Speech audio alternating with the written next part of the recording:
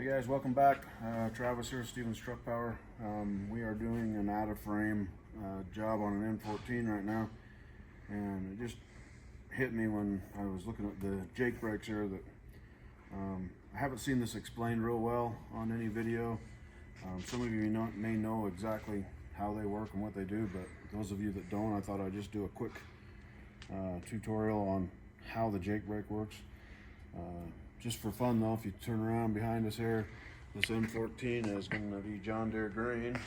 It's our first for that. We were not so sure, but it's looking all right. So we aim to please. We'll paint it whatever color you want. But it actually looks better than I anticipated. But anyway, back to the Jake brake. So this is Jake brake that goes on an N14. There's different styles, different designs, but they all basically do the same thing. They are a compression brake, and so they break the compression that's in the motor. And how they do that is various ways. ISX, which has a great brake, has a dedicated camera lobe that breaks the compression. Generally, you see it like this though. You'll see another section on top of the motor, Cat, Cummins, Detroit, doesn't matter. This will sit on top of the rocker box, and I'll try and explain the best I can. So this is the underneath. This sits on your exhaust valves, okay? So as this sits down here like that, sits on the exhaust valves, then you got power here going into your solenoid. So when you flip the switch in the cab, it powers the solenoid, allows oil pressure up in here. So the Jake brakes are run off oil pressure.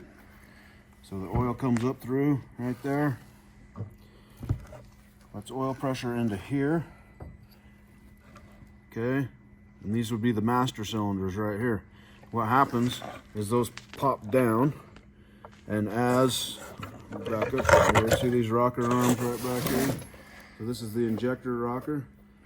As that injector goes down like that, the adjusting screw comes up, correct?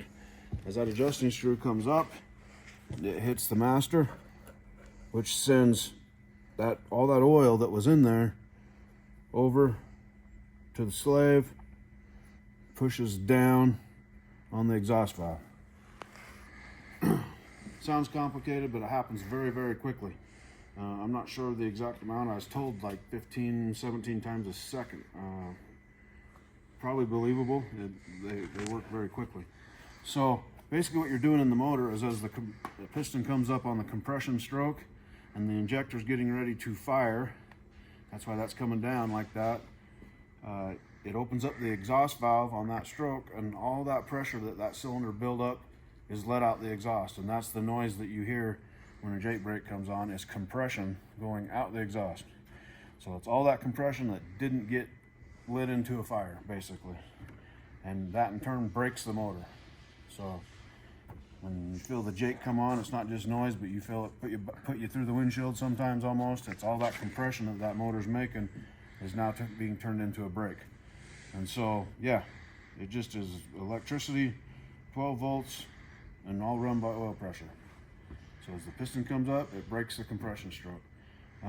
Newer motors with electronic injectors and ways to shut them off, you'll notice don't smoke at all with the Jake on. Back in the day, 80s, 70s, before they had electronic injectors, that injector would still inject fuel. It had no way to shut off. And so back then you'd see the Jake come on and you'd see kind of a cloud of smoke come out, you know, with the Jakes.